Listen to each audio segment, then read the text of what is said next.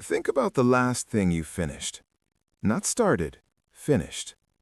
A book read to the last page. A project carried through to its end.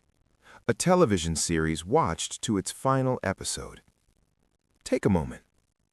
When was it? Most people, when they sit with this question honestly, cannot answer quickly. And that is not a small thing. We have become a civilization of beginnings. Fluent in the first chapter, strangers to the last. Look around your life for a moment. The guitar you bought 3 years ago. The language app with a 4-day streak. The novel half written in a folder you no longer open. The running shoes still clean after 6 months. The meditation practice that lasted 11 days. These are not failures of character. They are symptoms of something structural. Something that happened to the architecture of attention itself. And understanding it requires going back to a time when finishing was not a discipline, it was simply what you did. There is a psychological event that occurs at completion. Researchers call it the Zeigarnik effect in reverse. The brain holds unfinished tasks in active memory.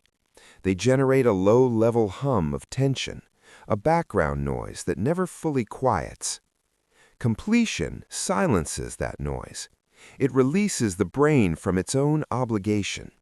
It produces a specific neurological reward, not the sharp spike of novelty, but something deeper, a slow, warm resolution. The 1980s child who finished the model airplane felt this. This is what we have stopped feeling. To understand why, we need to talk about the attention economy. Every platform you use is engineered around a single principle: keep you inside, prevent you from finishing. A finished Netflix series is a viewer who might leave. A completed Spotify album is a listener who might think. So they removed the endings. Autoplay, infinite scroll, the next episode in 5 seconds. These are not conveniences, they are architectural interventions in the experience of completion.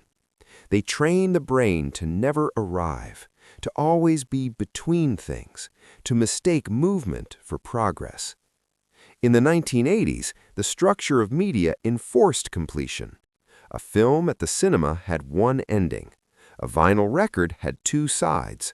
A television season ended in May and did not return until September. You waited, you finished, you sat with the ending. The ending was not optional. And in that non-optional ending, something important happened. The experience consolidated into memory. It became part of you. Not content you consumed, but an experience that shaped you. We have lost the distinction between the two. Beginning is easy. Beginning feels like possibility. Every new beginning carries the full weight of what it might become. Finishing is different. Finishing requires you to pass through the middle, the part where the initial excitement has faded, where progress is slow and invisible, where you are not yet good enough to enjoy it. The 1980s teenager had no alternative to the middle. There was no easier thing to do instead. So they stayed, and the middle built something in them. Psychologists have a name for what the middle builds. Angela Duckworth calls it grit. Others call it distress tolerance, the capacity to remain in discomfort long enough for it to become competence. This capacity is built only one way, by going through the middle, again and again, until it is no longer frightening. We have built a world designed to save you from the middle. Every moment of difficulty now has a competing option, something easier, something newer, something that does not require you to be patient. And we take the exit almost every time, because the exit is always there. There is something else we lose when we stop finishing, something more intimate than a skill. Completion is how we know who we are. Every finished thing is a small proof, a proof that you are the kind of person who finishes things.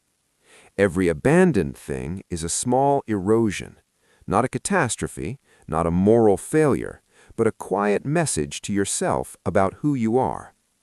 The half-read books are not just books. They are a record of selves you decided not to become.